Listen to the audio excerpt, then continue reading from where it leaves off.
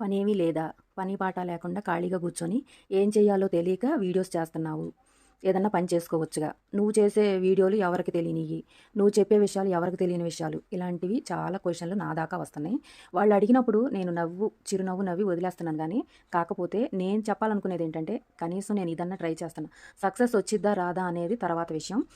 ప్రయత్నం అయితే చేస్తున్నాను గదా! మీకులాగా ఖాళీగా కూర్చొని పిచ్చి పిచ్చి కామెంట్లు పెడుతూ మనిషి కనిపిస్తే చాలు ఏదో ఒకటని బాధ పెట్టాలి అనే ఉద్దేశం అయితే నాకుండదెప్పుడు.